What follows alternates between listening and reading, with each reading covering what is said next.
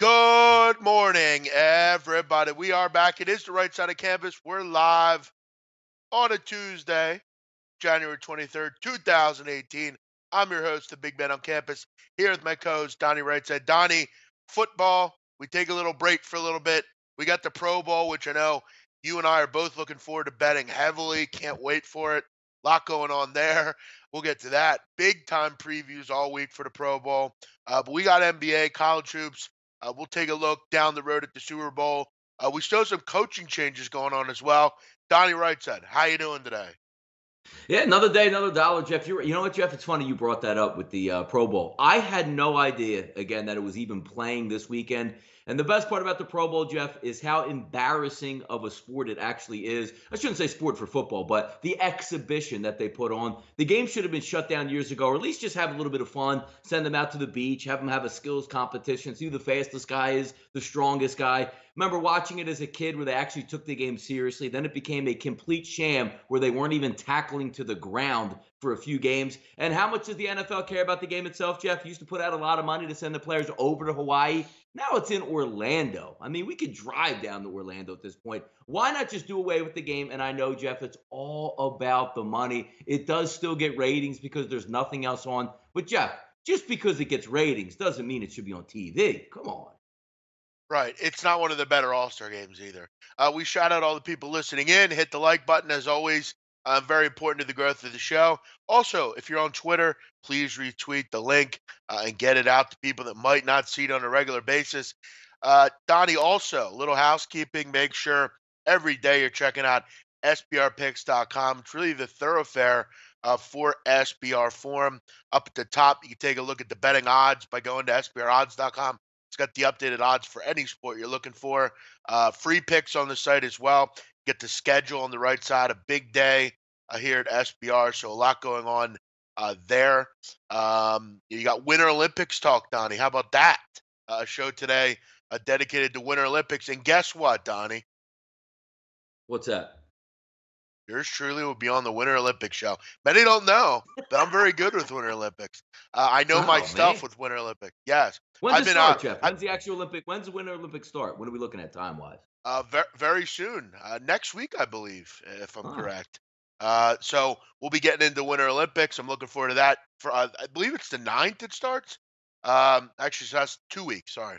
But yeah, I'm looking forward to it. I mean, I've kind of studied up, and it's always interesting. I like the Summer Olympics a little bit more, but the Winter Olympics are always fun as well. I know they have. I think someone from the ice guys will be on there talking hockey. So there's a lot of good things coming up. Hey, it's got a betting opportunity, Donnie.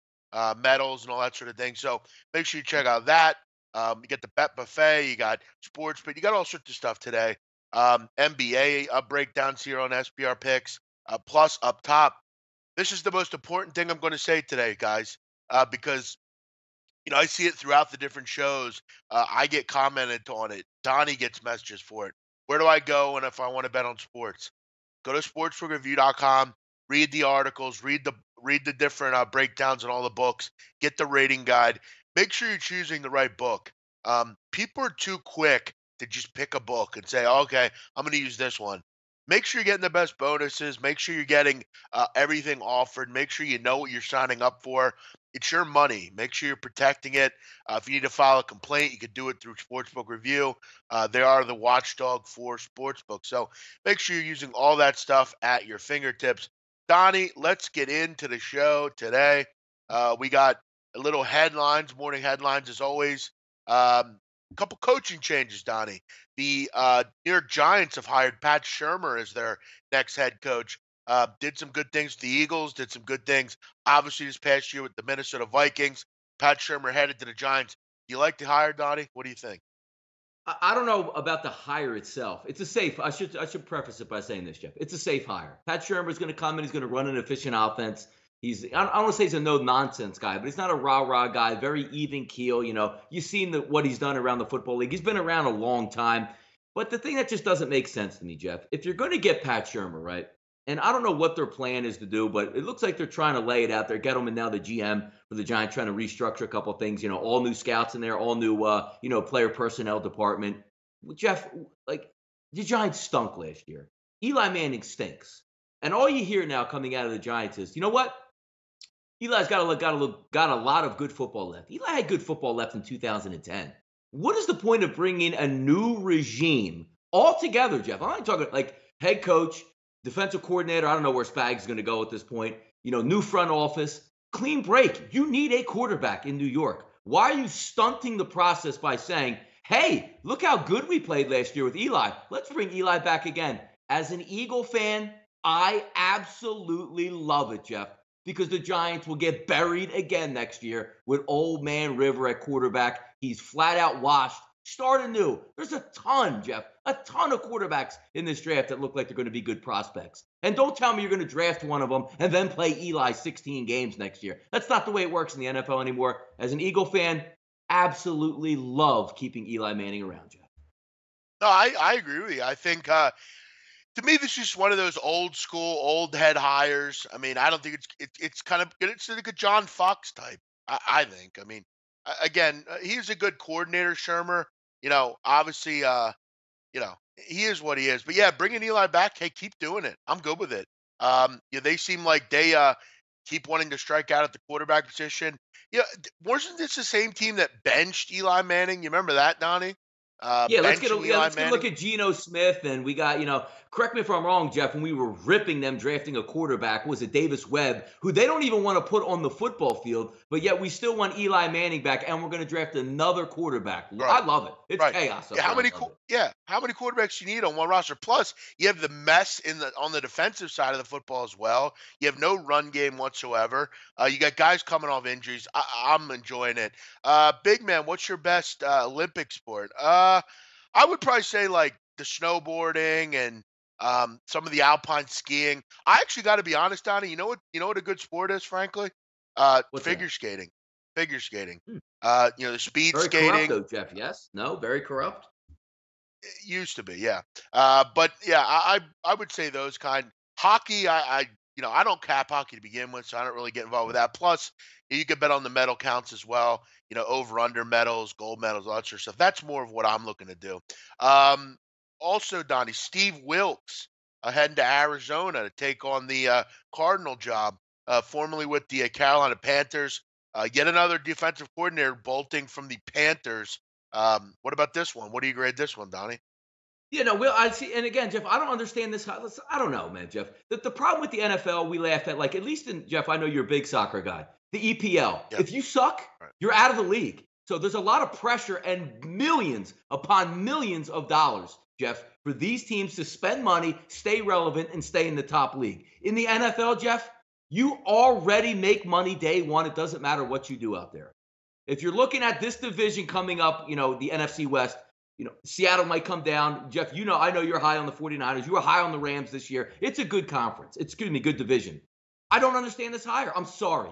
A good defensive coordinator, that's not where this league is heading, Jeff. You can find a good defensive coordinator and have him work under you. This league is going offensive. If you look next year, you're going to have to break in a new quarterback for the Arizona Cardinals, right? So let's hire a defensive-minded head football coach. I don't understand this hire one bit. Good defensive coordinator? I don't know. He had an amazing front seven last year and worked under Ron Rivera, who is de facto coordinator on that football team.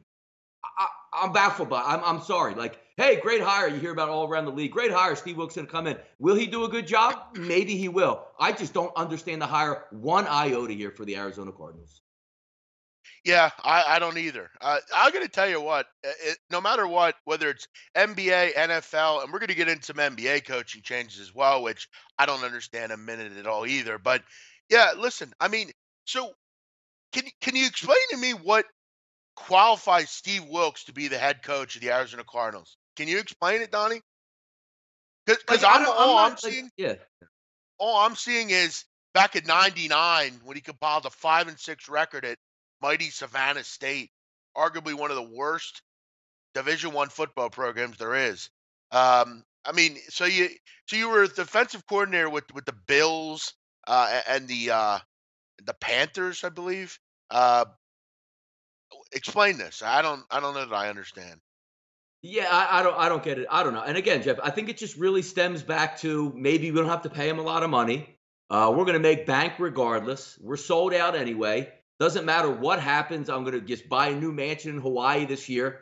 I don't know. Maybe give this guy a look. And again, I'm not saying that he's not going to be a good head football coach, but there's times where you need to get changes. You know the team, Jeff, that's super offensive, already built, ready to go, but their defense stinks. You bring in the head coach that's a defensive guy when you already have that offense running smoothly with a great head coach. You don't have a quarterback in Arizona. You need to get somebody who's going to go. Like the McVay hire was such a home run for the Rams, Jeff. It should have been a blueprint throughout the entire NFL of how to step up. Where did they go as the offensive coordinator, Jeff, with McVay and hiring the head coach? 31-year-old, Jeff. Who did they hire as their defensive coordinator? Wade Phillips, old school guy, been around the league. You know he's going to set the defensive squad correctly there. No idea what Arizona's doing here with this hire. None. Zero. I agree. I can't say anything more. We had a comment here, Donnie. Norman Johnston, you guys are wrong on Eli. All right. Well, I mean, explain how we're wrong on Eli. Dude, Eli got benched last year for Geno Smith. He got benched for Geno Smith. And my favorite thing is going to be about the Giants this year, Jeff, to just get off on a tangent. I cannot wait till April and May because you know what's coming, Jeff? When their wide receiver, Odell Beckham Jr., goes, I want to be the highest paid player, not right now, not quarterback, in league history. Oh, it's going to be awesome, Jeff. It's going to be flat out awesome in New York this offseason. And he's going to be whining because he's not getting the money. Yep. Blah, blah, I won 5 years, $190 million as a wide receiver. God love the Giants this offseason. It's going to be fun to watch. Hey, all I'll say to them Giant fans is, how's it feel, baby? Fly, Eagles, fly. How about that? Donnie, one other one. We didn't talk about this one because we weren't on the air, I think Sunday or Monday.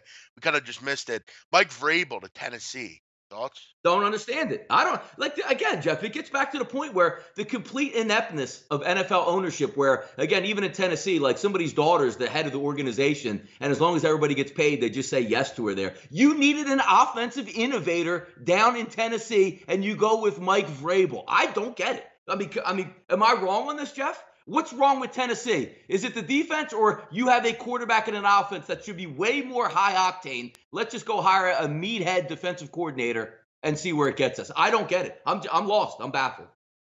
I remember when he was on not 2 days, Hard Knocks, and he was acting like a real moron. I don't know if you remember that. He was like trying to be that real tough, like linebackers coach, you know, kind of getting everyone going. Every other word is fuck, you know, just. I don't know, typical meathead guy, but yeah, we'll see. I thought they would have went the way of like a Josh McDaniels type there, but I don't know what he's going to help Mariota with, but hey, what do I know?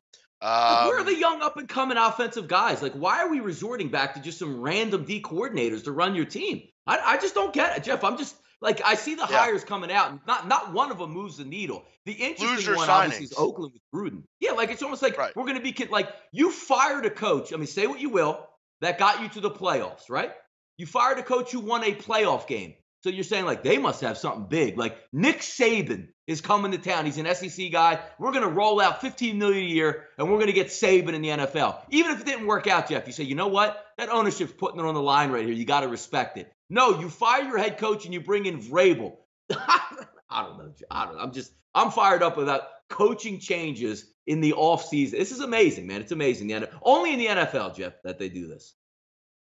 I hear you. Schwartz is getting blackballed. Yeah, well, hey, we're happy. Good. We'll let it happen. The NFL's a boys' club. Yep, we know. You're right about that. There was another comment I wanted to get to. If I find it, I'll get it. Last one, Donnie. Another NFL story. Nice, cute event here. Vikings are getting going a little event on Super Bowl Sunday. It's titled, Donnie, on Facebook. Now there are 282 people going to it currently. 1,700 are interested, and 759 have actually shared this event. So, they're starting to get a couple people going. They toss stuff at Eagle fans. Super Bowl Sunday party. So, again, I hope in the national media covers all this stuff. Hopefully, they cover this. Because you spent all fucking day yesterday talking about how bad the Eagle fans are. I had to laugh, Donnie, at some of those reports on the reporters that waited for Viking fans at the airport, and all we heard was they were so violent to us. They threw stuff. They threw open beer cans at us. How about the fact that you came into our city? Now this is our city. It's not yours. You're there for one day. You decide to go to the most iconic part of our city as far as what people know it for. Chant your stupid skull chant and deface and trespass and put a statue or a jersey on and try to be big and bad, and then you get called out for it, and you want to you want to run and hide and go back home and complain about it. Now you're going to toss stuff at Eagle fan. I'm sure that'll work out. I'm sure they want to have tons of security at one of the biggest events in the world. I'm sure this isn't going very far. I have a feeling, Donnie, but it's cute, a nice effort, nonetheless. No, I mean they plan. I mean, Jeff, where's the event at? Like, are they going to go out on Lake Wall and Paul Pack in their little like shacks where they ice fish and maybe lob a couple Meister brows at people? I mean, I don't understand this. And what do they even care anymore, Jeff? It's like a hockey state out Yeah, there. you're I mean, out. Minnesota football. I mean, it was a nice thing. I mean, you got your chant 2 years ago. You borrowed it from a soccer team, 7,000 miles away. So I mean, what type of fans or creativity do we actually come up with? But at least you can go. As I said, like. Ice fishing's big in Minnesota. They've already moved on, Jeff. Like, everybody has their ice skates out. They're playing pond hockey already in Minnesota. They don't even know that they even lost in that football game already. Let it be known that the Eagles and the Eagles economy is moving over to Minneapolis, Jeff. They're going to come there, spend money, support your state there. You should be happy we're flying in. It's a lot of jobs created in this one, a lot of bartenders, a lot of taxi cabs, a lot of hotels. A lot of people in Minnesota are going to make a lot of money because our Eagles beat the Minnesota Vikings to advance to the Super Bowl. They should have a welcome celebration, Jeff. They should have that big-ass boat floating right down, Paisley Park, and it should be loaded with Eagle fans. You should have a parade that the Eagles are coming to town. Come on. I agree, Donnie. There were two major news stories down in South Philly yesterday. Looks like a couple girls had that I don't know personally. They're kind of a couple girls from another neighborhood that I do know. They got their badge of honor. They were on CNN for a fight that went on in the parking lot, so they were pretty happy. Had their badge of honor. Also, shout out to my boy Jimmy Harity, who was a big hit yesterday, Donnie. He was the guy calling Nick Foles Big Dick Nick live on TV. So shout out to him. We're going to have him on now, the is the show eye at some patch point. real, though, Jeff? Does he not have an eye or a damaged eye, or is that just what he was feeling No, that night? the eye patch is just a prop. But shout out to him for the comment. As always, Dan Quayle wasn't very happy on Channel 6 after the comment. But Hey, we're live. everyone picked it. Yeah. Sorry, we're live. Yeah. So shout out to Jimmy for that. Very classic comment, nonetheless. So plenty of history being made yesterday in South Philly. Donnie, let's move on. College hoops recap. We talked yesterday about some of the games. It wasn't a heavy schedule, but there were some games that definitely stuck out. Michigan Before you get there, State. did you have a comment? Yeah. Did you have a comment on Jason Kidd getting canned? Oh, sure. I didn't even see that at the end. Yes. Yeah, go ahead. I did want to talk about that quickly. I got to wonder about this. This is obviously not a hiring; it's a firing, and I have to wonder why. Why was Jason Kidd fired? I mean, I know and look, I've made the comments before about him. He's kind of a weird guy. He's done some odd things. You look back at the issue when he spilled soda on purpose for like timeouts, that kind of stuff. But overall, I thought he had a pretty decent career with the Bucks. I mean, I thought when he came in, they were one of the more up and coming teams. They made the playoffs 2 out of 3 years. You look at last year even. I mean, they had a winning record. They made the playoffs. I think the only reason they didn't do better in the playoffs was because Jabari Parker got injured. I thought this year they were doing well. Giannis is a household name at this point. And he's a young coach. I don't really know what went on here. I don't know if maybe they have an ulterior motive. I think at some point, if you're going to get rid of Kidd, maybe you have some sort of idea where you want to go. I think you have to look at David Fizdale. I've said his name many times. I think he's the most qualified guy right at this point to be a coach. I think he got a raw deal down in Minnesota. But you got to wonder where they're going to go. Will Mark Jackson get another chance at some point to be a head coach in the league? Do you go to I think an up and coming coach in Jerry Stackhouse, who has done some real good things down in the D League. So there are plenty of options out there. I think all three of those guys at some point will get an opportunity, but I have wondered. I mean, I know the Bucks are playing well lately, but I think they're 4-7 over the last 11.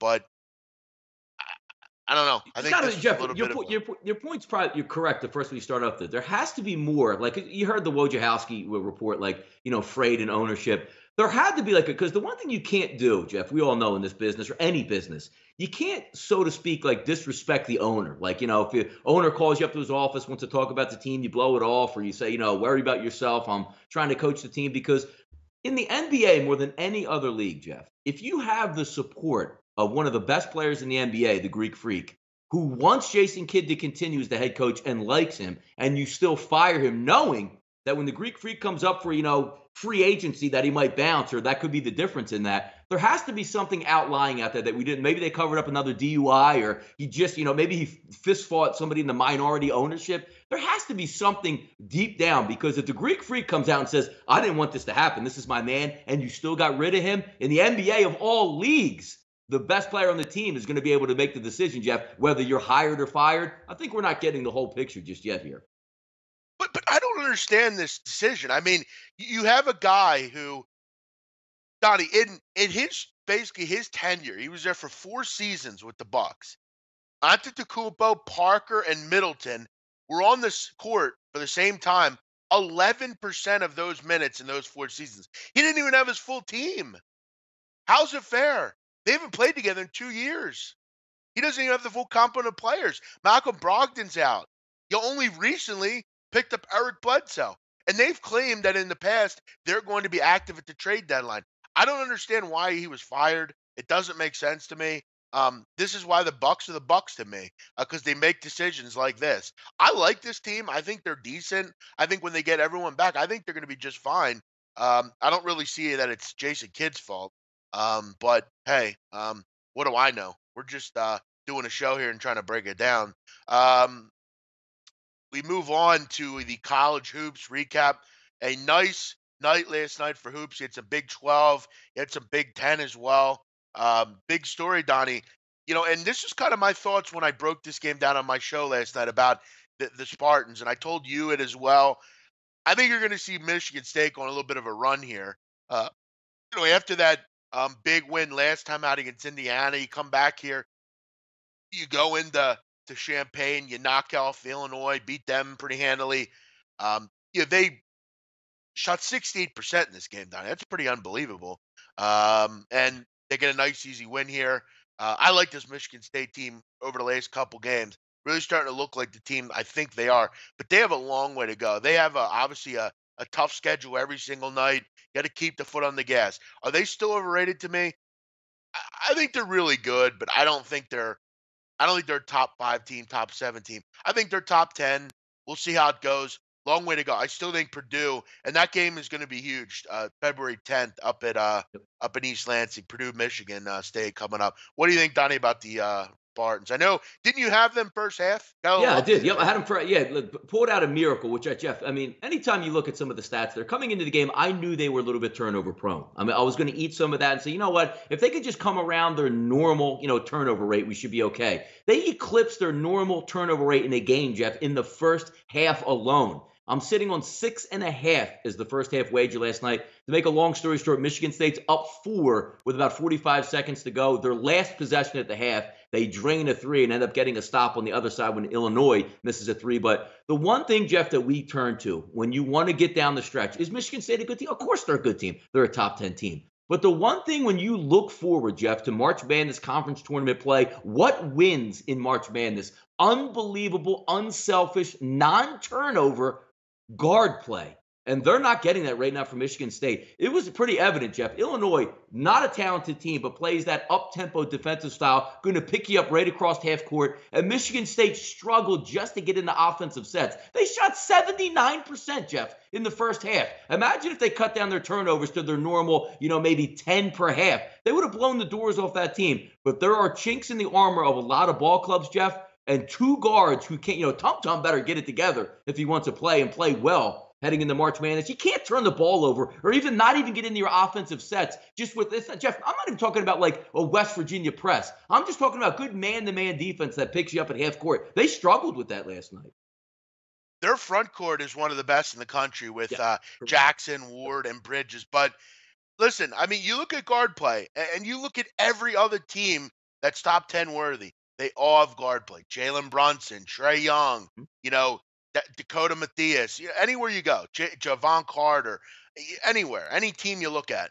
You look at Michigan State, though, and I agree. I just don't think their guard play is good enough. I don't think Cassius Winston's good enough. I don't think Langford's good enough. Listen, you bring me back Travis Trice, okay. You bring me back Bryn Forbes, okay. They have a great front court. I just don't know how good their guard play is. And you're right, Donnie. I think that towards March, it's going to hurt them because you look at Purdue, and they have very good guard play. So I think that could be the difference. But hey, Tom Izzo's a genius. Maybe he'll figure something out. TCU presses West Virginia. And you know what, Donnie? They went on a huge run in this game, TCU. And I got to give them some credit. Without Jalen Fisher, you think, okay, well, there goes your true point guard. He's out of the game. But they've come right back here, Donnie, and played absolutely fantastic basketball. Look, I know they lost that game to Kansas State, but I thought they played pretty well in it. I thought, for the record, they were in Manhattan. That's never easy to do. Then you come back here, you get a big-time win over West Virginia. The problem you have at West Virginia is I don't think they're very good on the road. That's a concern with them. They're great down in Morgantown. They're great in situational play, but can they go on the road and win in the Big 12? That's the big question. Weren't able to do it last night. Gave up some big runs and gave up 82 points in the process. When their press doesn't work, they're dreadful. I mean, that's just the truth. It's difficult to run the press when it doesn't work. It's great when it gets going. But when it doesn't work, you're going to leave yourself open to a ton of easy baskets. And that's what happened last night for TCU. No, you're right about that. Watching that game also, Jeff, when you look at West Virginia, and the same thing goes for football or anything that you bet on, good pitching, good defense in football, college, or NFL, usually good defense and a pressure system is going to work. Maybe if you're not shooting the ball that well, but that's what should travel on the road. That was a disappointing effort last night by West Virginia, all facets. I believe they shot somewhere between 30 to 34, 35% or under. I know they were under 35% from the floor, which you're going to get that every once in a while by West Virginia. But you're right, Jeff. That defense isn't designed to give up 82 points and the TCU alone without their best player. That's a deflating thing for West Virginia. I know they're going to bounce back. They'll be there come March. They're a tough-ass team and a tough out in the tournament. But last night, very depressing if you're looking at it, or even if you bet West Virginia on that short line, just saying to yourself, hey, best players out for TCU. West Virginia should be able to come in here and handle it. And it was close in the first half, but TCU is clearly the better team as the game prolonged, Jeff. And finally, one of the most overrated teams in the country this year, UNC, goes on the road and loses to Va Tech. UNC's overrated. They're not any good. They're not winning shit this year. And I think they're a first-round exit in the tournament. Joel Berry and May are good, but other than that, I'm not impressed with this team. I don't see anything else that makes me happy or excited. They've gotten literally nothing from anyone else, really. I mean, you have spurts from Kenny Williams. You have spurts from Cameron Johnson. Pinson he was poor last night. I mean, other than those five, what the hell do you have on this team? I just don't see it with them. For me, I think Virginia Tech's massively overrated, or NC's massively overrated. Virginia Tech went in there, got a big-time home win. Impressive stuff last night from them. They're another tough team to beat down in Cassell Coliseum. Yeah, no, disappointing effort from Carolina there. Even looking at the over-under, would that close around 163 and a half? Didn't even come close.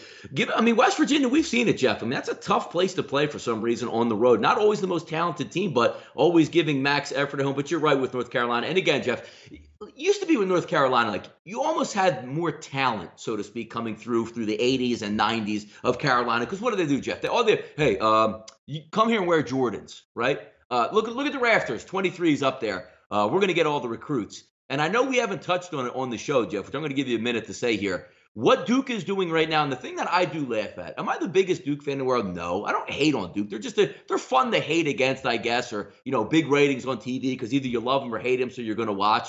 But Coach K is just murdering it right now, Jeff, with recruits. And it just seems like he's getting better as time goes through the 80s, 90s, and now. Like he's now cornering the market. And you saw the saltiness out there, Jeff, of Coach Cal that he didn't get Zion the last time around, saying, well, he should have came here because look at all the billions like my guys make in the NBA. Coach K is murdering it on the court and off. And what an adaptation where he said early on in his career when the one and dones were coming through, like, hey, you know what? We don't get those. It's no big deal. I'd rather have the guy that's a program player through 4 years. Now trying to take that one and done and mix it with 4-year guys. Coach K's got the remedy right now, and he's rolling on the recruiting path. Yeah, I mean, Coach Williams can't recruit anybody anymore. He can't get anything. I mean, your big time recruit was Jalik Felton. I mean, good player, but I mean, not top 10.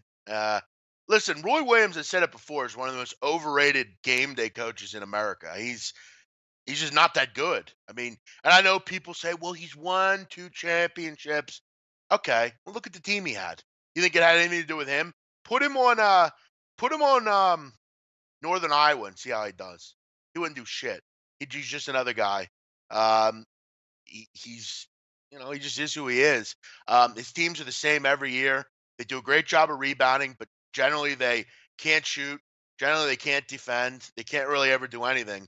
He's one of the most overrated coaches in the country. Yeah, it's a good point. I like to pick up on that point, Jeff, because when you look at where he's come from, I mean, Kansas, they recruit, they're just an institution. And where does he go from Kansas? Carolina. It's almost like that built-in, recruiting swag where you just show up and say, hey, again, like I like to say, Will Chamberlain played here. See that? Jordan played here. See that? Come here. It's just, you know what I mean? He's fallen into some really good situations. Yeah. I mean, every time he's won the national title, he's had literally the most great team possible. And he had nothing to do with them winning. I'm just not going to give him credit. I don't think he's a good coach game to game. We'll move on here, Donnie. Let's get into some of our games today. What do we have on the hardwood? A lot of games today. Actually, not a ton, but a decent amount. What do we have today, Donnie? Yeah, let's just go right through the roster here, Jeff. We'll start with rotation. We'll go 521, 522. Kansas, Oklahoma. Nice little Big 12 struggle here. Only 1,300 tickets so far have been tracked offshore on this one, Jeff. But of those, 58% are going to side with the Oklahoma Sooners at home. Line opened up at Pinnacle and Chris, Jeff, both at -1, sitting at -1 across the board. Looks like we're anticipating, as we should, some scoring in this one, Jeff. 169.5 reporting back as the total on that one, Jeff. Trae Young, we know how good he is. Kansas got good guard play. The one thing I always like about Kansas that we just said about Michigan State, Kansas, very good guards there, not going to turn the basketball over. But we all seen the Trae Young show, as we like to say, Jeff. Close line here. Kansas, a little bit overrated to me, but how are they going to stack up in this game, Jeff, versus Oklahoma on the road? This is a great game, man. One of the games that I think has the makings of being one of the better games of the season, probably. We've seen some of these classics with Kansas and other teams, last year, but this is going to be a great game. I think, look, for me, for going forward, Donnie, if I can get Kansas at this kind of number, I'm going to go with them. They've been a fantastic road team this year, winning 7 of 8. They've won 23 of 27 on the road. They've just been a really good road team under Bill Self over the last couple seasons. And to me, I love Trae Young. He's a fantastic player. I think he's the best player in the country right now. But the problem that he has is he's gotten into this rut where he is trying to do too much. He dropped 48 the other night, and they lost. The reason they lost is he's trying to do too much. He needs to learn late in games that he can't be the hero every single game. It's like when you play poker, Donnie. I mean, I don't know how much you know about this, but sometimes you get in this rut where you want to be a hero and call everything. You might not have the best hand, but you almost want to call just to look like you had the best of it, or you were you played it the right way. And a lot of the time it ends up being the wrong decision. Trae Young is just making bad decisions late in games. He's dribbling too much. He's going into traffic too much. He's pulling up from the wrong spots on the court way too early. The problem he has is his supporting cast is not giving him anything. It's him and everybody else. And they have not gotten anyone else to step up. Where's Majewski? Where's Brady Manick? Where's Doolittle? Where are these guys? If they don't step up, Oklahoma's not going to do anything. Trae Young cannot carry this team to a national title. He just can't. I know he thinks he can. I know he wants to be on ESPN every night, but they need to get production somewhere else. If he plays that way tonight, he'll have a great game probably. But you're playing Devontae Graham, you're playing Malik Newman, you're playing Svi McCulloch, you're playing some really good basketball players here, and they're playing a really good team that's good on the road as well. Oklahoma hasn't lost at home. It's going to be a great battle, Donnie. To me, though, I just between the Trey Young stuff, with the inability for Oklahoma to get any stop at all, I like Kansas. I would play them in this game. Yeah, I do like that as well. When you look at just the conference play, Jeff, and a lot of things where it just you want to look at a breakdown. Both these teams are really good basketball teams, and we know it's still hard to win in environments like Oklahoma, Jeff, as you said, undefeated at home. But I like guard play. I like teams that don't turn it over. You know, the Michigan State game last night, a little bit of an anomaly because their talent was far superior to Illinois. When you have a game where, Jeff, you might have equal talent. We all know how good Trey Young is. I don't want to turn the ball over. And what Oklahoma doesn't do, Jeff, in conference also, is they don't force a lot of turnovers. So Kansas is going to get into a lot of offensive sets here. And a couple shows, or I guess maybe, I shouldn't say a couple shows, maybe a week or two ago, Jeff, I remember you stating the same exact thing with Kansas when they went into West Virginia saying they're getting 7.5. If they get beat here, so be it. And what happened in that game? If you were sitting on a ticket for Kansas, you ended up with a victory in that game. I think it's the same type situation here. I just think Kansas is a little bit better overall. I would lean Kansas in this spot here also, Jeff. Yeah, and I mean, you look at the fact that they have done they've went into TCU and won. They went into West Virginia and won. They've went into Texas and I mean, they go into a real. They just know how to win on the road. That's why, for me, long term, Kansas to me is a really good basketball team. They find ways to win games that maybe they shouldn't. They're getting great production from Azubuike. And listen, here's my thing with them. They're not a deep team. Okay, they're not deep at all on the front court. I mean, that's the issue with Kansas. The Billy Garrett stuff hurt, or not? Billy Preston stuff hurt. I mean, that's such a loss for them because I thought Billy Preston would really add to the depth of this group. He was another big they could add in. They're going to need Sylvia DeSouza to come in and give them more than 2 minutes. He only gave him 2 minutes the other day. He's another big that they need. They have great guard play. It's just how much can Azubuike do? But I love Kansas. I think long term they're a bet on team. Donnie, I don't know if you saw, but Billy Preston actually was supposed to play at Kansas. He hasn't played due to eligibility issues with the school. They didn't make a decision. So basically his mother said, we're out. I mean, we're going to do a LeVar Ball and we're out of here. He went over and signed with a team from Bosnia. He's going to play some basketball, make some money, get ready for a pro career. Shout out to Billy Preston for making the decision to say, look, we're not fucking pussyfooting around and waiting for you. We're going to do what we got to do. Would I love to play at Kansas? Sure. But until you decide to make a decision, I'm not going to keep growing gray hair until you make the decision. He decided, F it. I'm leaving. So good for him. Sticking it to the. Why not give the kid a decision, Don? You got to love these schools. They just screw around. I mean, how long are you going to wait? Give the kid a decision. It's pick and choose. Yep, it's pick and choose. You date back to Miami with the whole Nevin Shapiro thing that hung over Miami's head for like 8 years. But all of a sudden, when Cam Newton in the SEC was about to go to the title game, they cleared Cam Newton in under 24 hours, saying of their investigation about his dad and taking $200,000. It's unbelievable where their money or their aspirations lie. Where hey, we'll keep this kid out. How hard is it to get the transcripts? Like, is it like breaking the? Unless you had like a picture that like he had a handshake deal with a bag of money. Or his college transcript said, hey, I paid this guy here to take my SATs and my class courses. It's not that hard. And is it the end of the world, Jeff? At the end of it, where like Derrick Rose back in the day with Memphis, somebody took his SATs. Are we worse off for that? Who cares sometimes, man? Come on. I mean, and the thing is, it had nothing, Billy Preston, nothing to even do with money at all. It was supposed to be a car, supposedly, that somebody might have given him. And again, the only people, Donnie, that are the victims here are the players in themselves. You look at a guy like Melton out at USC. Nothing he did was involved with what the investigation was. But he's the one that has to deal with it. We forget about the kids that are involved in this stuff. Brian Bowen is another prime example. It's a shame they have to be scapegoats here. And now Billy Preston will have to go to Bosnia and play basketball and hopefully gets himself another shot at the big time. Donnie, let's move on to the next. Billy Preston's a great player, Reggie. He was a top tenner for me. out of Oak Hill Academy. I loved him. It's a shame. He would have really helped Kansas too. What else do we have, Donnie, tonight? I'm going to go Yeah, we'll keep it Kansas in though in rotation. this game.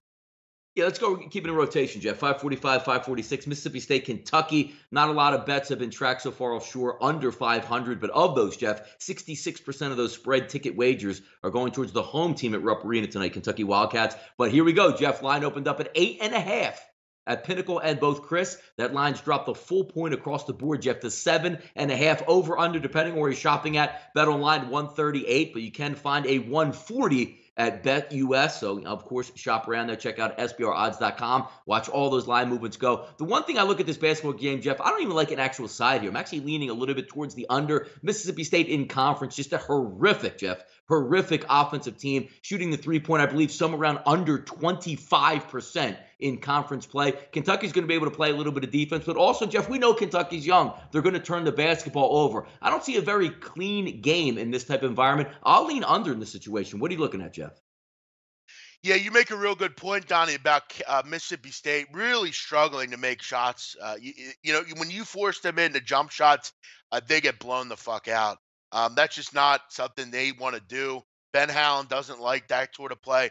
And you look at, you mentioned their 3-point percentage, only shooting at about 30%.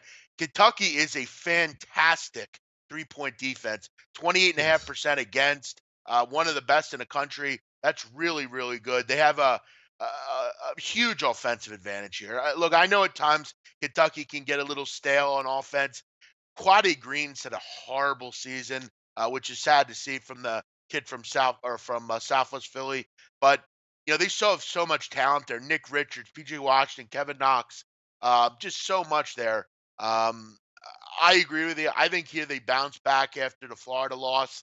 A game in which was really close throughout. You're getting a Mississippi State team, Donnie, that has not covered a game on the road this year. They're 4-10 overall to the number and have had to cover in 4 or 5.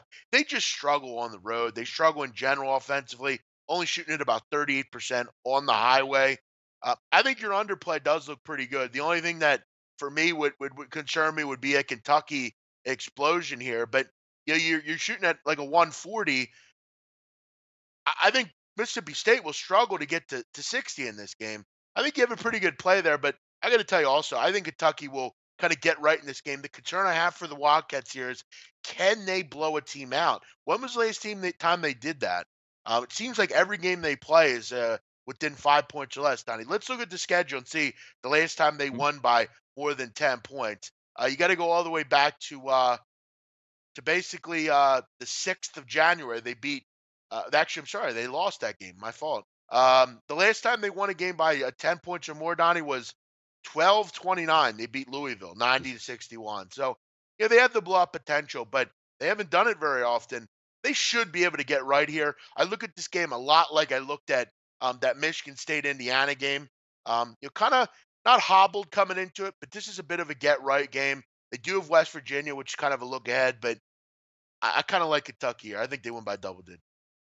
I like it. All right, Jeff, we'll keep it moving on. One more game we'll go over at 9 o'clock tip time, 5:51, 5:52. Let's keep it in the ACC. Jeff, Duke and Wake Forest, as Duke's going to make that short trek over to Wake. 600 tickets have been tracked here, Jeff, in this ball game. 67%. I mean, no surprise in this one. Going to lean on the Duke Blue Devils in this one. Jeff, line opened up at 9.5 at Pinnacle and 10 at Chris. Line currently sits pretty much 9.5 across the board. If you look at BetUS, a little bit of juice there, minus 9.5, minus 115. Over on this one, Jeff, opened up at 162, 164, depending on where you're shopping at. Same thing across the board as well. 162, 162.5. If we're looking at this from a Duke perspective, Jeff, in conference plays, no better efficient offense than the Duke Blue Devils. And then you flip it over to Wake Forest, one of the least efficient teams in conference. The one interesting matchup, Jeff, which if you're going to bet from a Wake Forest standpoint here, in conference, Duke gives almost 40% from three-point range. And we know that Wake Forest can shoot the three, almost hitting at 39% as a team. That might be their little angle that they want to surpass in this basketball game. But if you're looking overall talent-wise, Jeff, it's not even close in this one. Duke does just about everything better than Wake Forest does. But that little angle right there, if you're betting Wake, maybe they can hit some threes, get hot from three-point range at home, and keep that game under double digits, Jeff. What are you looking at here? Yeah, there's a lot of games, Donnie, in college hoops where you either have an advantage or you don't. There are some games that's kind of fit in the middle on, will this team do something that the other team can't defend. I'm not willing to guess on will Wake Forest make threes. Do I think they will? Yeah. Do I think they could score? Yeah. I think they can at home. I think they could put up 70 points in this game. And look, Duke for me is good for 90. I'm just looking at the score and I'm asking myself, what exactly can Wake do to stay within double digits here? This isn't a long journey. Though 3 of the last 4, Donnie, have been decided by 8 points or less. So Wake has played pretty well, but to me, those were better Wake Forest teams. This Wake team to me is not very good. I think they're among the weakest in the conference. And Danny Manning's gonna have his hands full tonight. This interior for Duke is to me the best in the country. I think they're among the best rebounding teams in the country. Look, it's can Wakes make shots? I got to be going on a limb here. I don't think they're going to make shots tonight. I think they're going to get blown the fuck out.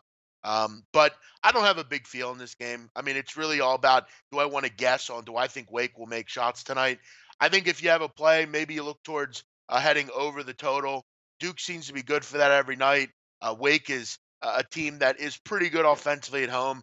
I think if they could put up 70, this game will probably go over. But I look at this score and I say to myself, how's this game not like 89-70 or something? Like I don't really see how this game isn't decided by 10 points or more. Seems like not enough points for me in this one. Duke has that potential to just jump on you quick, and they've been able to blow bad teams out. So I'd lean with Duke here.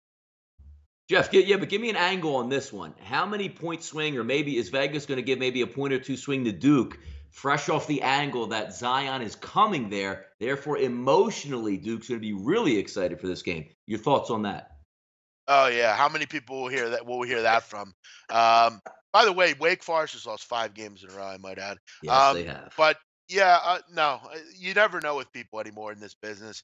I will say this though, I think Barham Jenkins makes a pretty good point here. Or actually, I'm sorry. Well, they both make good points. Kentucky starts to roll, then they hit skids of nothing. Yeah, I think they're going to hit a roll tonight. But CEO a million makes a good point here. Kentucky's out of the top 25 for the first time since 2014.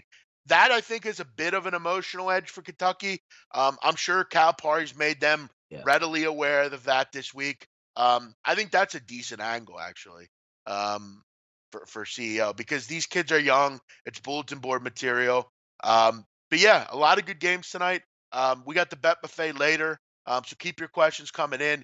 We'll hit the state of college hoops and give out some games for tonight as well. We'll talk more about these games and more later on the bet buffet with Drew Martin. Donnie, a couple more things here and then we'll wrap it up. We do want to shout out one other Philadelphia legend today, maybe the biggest of them all.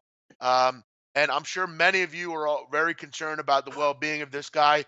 Jagard Desai is his name, and he's basically the guy that's been virally everywhere after hitting a steel pole down on the Philadelphia subway platform, then hitting the train. I mean, when I first saw this, I thought that guy's got to have a concussion. Then the Philadelphia Daily News, the great publication that they got in touch with this guy. He's a 42-year-old Eagles season ticket holder, lives in suburban Philadelphia, and he is a pharmaceutical tech, I believe. And he basically let everyone know that he's okay. This is a quote, Donnie, directly from Desai. Yeah, I hit the pole, but the passion's there. It reflects the passion of this entire city. We're good fans. Yeah, there are a couple of bad apples in the mix, and in any city you're going to find that. But I think as a whole, we supported this team for years and years, and I think we're ready to bring home the hardware. Not sure how that relates to him running into a pole, heckling fans, but hey, the self-proclaimed 10-pound baby from India, that's what he said, is a bit sore, he says, after this ordeal. But you got to wonder what his job thinks about this. Not exactly a good look for a 42-year-old to be heckling people on a subway platform and then runs into a pole. But he's okay, Donnie, as they say. Yeah, I mean, it was one of the best five. I mean, you saw it right away within like an hour and a half of the game being over. That being circulated around, just hilarious from inside a look of what the subway, just a guy running into concrete. And then you got the added bonus, Jeff, a day later, where you got the opposite vantage point to get an even full look at it. Just absolutely hilarious. Like at first we looked at it, looked like it was maybe a bus and he was running to catch the bus and just got taken out. But then you see the other side of it where he's all fired up and then running after it. And my God, dude, you could have got knocked under the train. Like just insanity there down on the platform. Craziness. Yeah, and I have to say, I look at it from the size point of view. I've been on that subway platform. We've all been on those platforms when you're waiting for Yeah. the train. You get the train coming up that maybe isn't yours. You're waiting for another train, and you see someone on the subway that maybe does something or says something. You kind of think about it. Maybe he had a little too much to drink. Doesn't look in front of him. This happens. It's obviously one of those things that I think nowadays. Look, if this was 5 years ago, we never would have heard about this because no one would have got it uh, on uh, Video. on their phone. But I did want to point out, Tony, I think they did a great job with this video also by detailing the guy that took this video. They actually were chatting with him, and he said that he was on the train basically due to the fact that after the game, he was so upset because he was tailgating all day and lost his tickets to the game. So Oh, he was out in the parking lot, basically watching the game on some random TV in the tailgate area after losing his tickets. And he said that seeing this brightened him a little bit up a little, and he was happy after seeing this. But how about that? I mean, you lose your tickets; it's brutal. I don't know how that happens, but you heard all sorts of random stories throughout the day. But I do say on for the size point of view, and for any person that does do this, look, I can't say I can't say I'm surprised by this. Sometimes you do something, you don't think about it, and I actually you hit a like the pole. story the way it came off, Jeff, because the story narrative, without knowing anything, is drunk bum in Philadelphia runs into a pole. But I think the guy played it exactly right. Said, "Hey, man, I was excited. Yeah, I'm a little bit sore, but what the heck, man? We had fun." He actually plays it off very well, where it's a good, funny story as opposed to drunk bum hits this, gets arrested, and falls on the tracks. You know what I mean? Could you imagine this meeting at work the next day? Hey, Jakar, I saw you in the paper. What happened exactly? But yeah, hey, good for him. Hopefully he sees the Super Bowl. So many random characters we're starting to get to know, Donnie. We get to know this guy. We get to know, Big Monty Dick G, Nick, that guy. he's our Yeah, baby. Yeah, he's our baby. yeah. Poffer. Yeah, yeah, sure. But let's move on, Donnie. Wrap up the show. We got about 5 minutes here. We'll Yep. end the Yep. show on Yep. our as normal with the TV classic of the day, and we go to Donnie season 4, episode 9 of the greatest show ever created, The Sopranos. A very underrated episode here, Donnie. And I know Okay. this is one I hadn't seen in many years, but a great episode nonetheless. It starts out basically Junior Soprano is hospitalized after. Remember, he's walking down the trial steps and he gets hit with a boom mic. And Yes. basically, Yes. Tony decides that they're going to use this to their advantage and basically delay the trial because he's been basically diagnosed with a Concussed. small Yeah. spell of dementia. So Yep. basically, Tony cooks up this idea to get him to basically act like he's nuts to get them to you know kind of delay the trial. But the big story in this one, Donnie, is Ralph Cifaretto's son gets injured after being punctured by an arrow. Do you remember this? And he Yes, I significantly do. loses Yes. blood. And Yes. yeah, Absolutely. so Yep. Ralph basically has to basically look at his life and say to himself, like, what have I done? I've been basically a junkie. I've been a coke addict. I've done all this awful things. And I'm going to look at my life. But little does he know, Tony, who falls in love with this horse that he gets, this pie on my horse, basically Ralph decides that he's going to kill the horse for the insurance money. And Tony basically goes over to Ralph's house, tell him about this because they had owned this horse together. And basically Ralph admits to it, and Tony kills him in the house. He strangles him to death. And the whole scene is basically around Christopher comes over to help him clean it up. They cut his head off, they cut his hands off, all that stuff. And Tony realizes that Christopher's high. and basically finds out Christopher has a major heroin problem, and this the episode ends basically around them destroying the body and throwing it away and burying it. But Christopher has this drug problem that needs to be discussed. And the last thing I'll talk about, Donnie, do you remember this episode also? Ralph Cifaretto calls Paulie Gualtieri's mom and gets her in this hysteria because he calls her with that joke or whatever. Do you remember that? Yes. And I actually don't Paul remember what the joke is, but I remember the fallout of it. Yes. basically calls the mother and says that Paulie was caught in a bathroom with a Cub Scout or something, Yes. and his mother just gets hysteric. But a great episode. I mean, and it's amazing because throughout the whole series, Tony has this obsession with like animals. He finds like more love in animals than people, Ducks. with Yep. like the ducks and the horse and and Bears. then when Christopher kills the dog, if you remember, Oh, Tony great basically episode. steps up. Yeah, you remember that? They have the intervention. We're gonna have to. The intervention was maybe the single funniest Yeah, episode I've ever seen in my life. Couldn't get enough of it. yeah. Basically, it's so funny because Paulie basically he's like, what's he say? You're weak. I don't write anything down. And then Christopher goes into his hysterics on basically calling everyone else out, tells his mother to go fuck herself. She's a whore. And then, but that'll do it. Ralph was one of the best characters in The Sopranos. Yeah. I don't know about that, Daryl. I mean, he was really good, but he was really irritating and a dick at times. I thought his, I thought his antics went on too long. I thought he should have been killed a lot earlier, but yeah, I hear you. He wasn't. He actually won an award for that show, those episodes. Joe Pantoliano, very good actor, nonetheless. Barstool did a Pizza Land review. Good point, Donnie. That's right. I saw Yep. that yesterday. Yep. Portnoy was all over New Jersey. He wasn't a big New Jersey fan. Um, he's one. That's another reason why I can't wait for the Eagles to win. Shut that fucker up. It's fucking Patriot shit. Other than that, Donnie, we'll wrap it up. Have a great day to everyone. Check out the Bet Buffet later. Got Olympic stuff later. All sorts of things going on today. Make sure you check it all out. We'll be back tomorrow with the roundtable. Donnie, have a great day, my man. Peace.